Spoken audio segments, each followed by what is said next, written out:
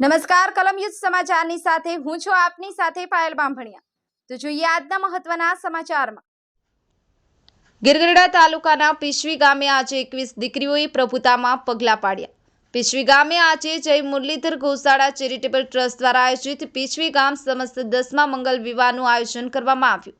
પીશવી ગામની 21 દીકરીઓએ પ્રભુતામાં પગલાં પાડ્યા, જેમાં દીકરીઓને કર્યાવર રૂપે એક સ્ટીલનું બેડું આપવામાં આવે છે। મેરેજ સર્ટી દીકરીઓને માંડવે જઈને દીકરીઓના હસ્તે અર્પણ કરવામાં આવે।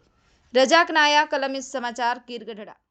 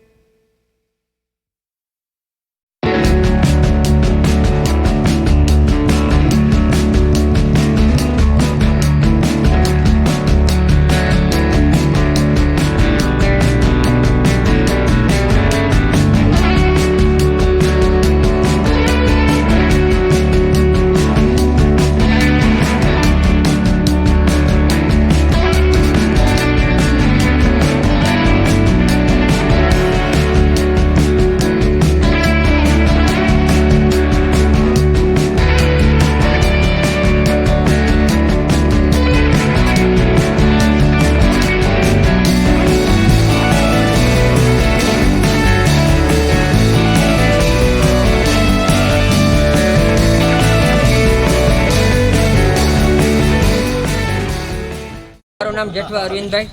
જે આજે પીશવી ગામના આંગણે જે મંગલ વિવાહનો કાર્યક્રમ કરવામાં આવી રહ્યો છે તેમના વિશે તમે શું કહેશો? હું એમના વિશે પત્રકાર મિત્રો તમારો પણ ખૂબ ખૂબ આભાર કે તમે જે તમારો ટાઈમ કાઢીને તમે જે અમારી નોંધ લીધી તે બદલ તમારો પણ અમારી સમૂહ લગ્ન સમિતિની પીશવી ગામ તમારું હાર્દિક સ્વાગત કરે છે। અને તમે આવો ટાઈમ કાઢી અને અમારી જે હાઇલાઇટ મીડિયા સુધી પહોંચાડી તેનો પણ તમારો આભાર। બીજું મિત્રો કે મારું કહેવાનું એટલું જ છે કે અમે આ લગ્ન 10 વર્ષથી અમે 10 વર્ષથી કરીએ।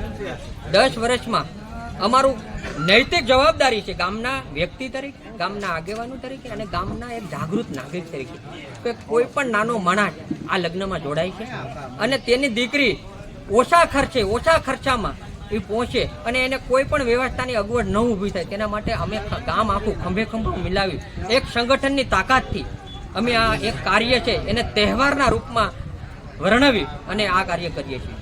અને અહીંથી તમે જે દીકરીઓને કન્યાદાન રૂપી શું આપો?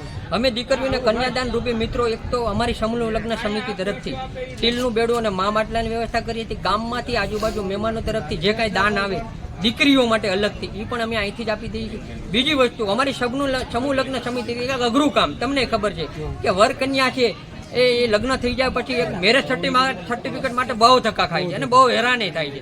અભણ અને અજ્ઞાન પ્રજા હોય તો બહુ દુઃખી થાય છે। એટલે એના માટે અમે એક મારું કામ જો અમને આમ દિલથી થતું હોય તો એવું કરીએ છીએ કે મેરેજ સર્ટિફિકેટ અમે આજની તારીખમાં 2 વાગે અમે ઇસ્યુ કરીને આપી દઈશું। અને કુંવરબાઈનું મામેરું ઓનલાઈન ફોર્મ પણ અમે અહીંથી જ ભરી દઈએ છીએ જેથી વર્કના અને દીકરીઓને કોઈ પણ તકલીફ ન પડે। અને લોકોને શું સંદેશો આપવા માંગુ? લોકોને સંદેશો હું એટલે જ આપવા માંગુ છું તમારા ન્યૂઝના ચેનલથી કે હરેક ગામમાં આવું કામ થવું જોઈએ। જો સમૂહ લગ્ન તમે કરશો એક તો તમારો સમય બચશે, ખર્ચો ઓછો થશે, પછી જે ફાલતુ ખર્ચા છે એનાથી તમને મુક્તિ મળશે અને નાનામાં નાનો માણસ એની દીકરી કે એની દીકરાને સારી રીતે પરણાવી શકશે અને સારામાં સારું કાર્ય કરી શકશે. એટલે હું તમને એ સંદેશો આપવા માંગુ છું કે અમારા ગામની જેમ તમે પણ આવું ભવ્ય કાર્યક્રમ કરો અને ખંભે ખંભો મિલાવી ગામમાં નૈતિક જવાબદારીથી અને જુસ્સાથી કામ કરો તેવું હું આપને નિવેદન કરું છું.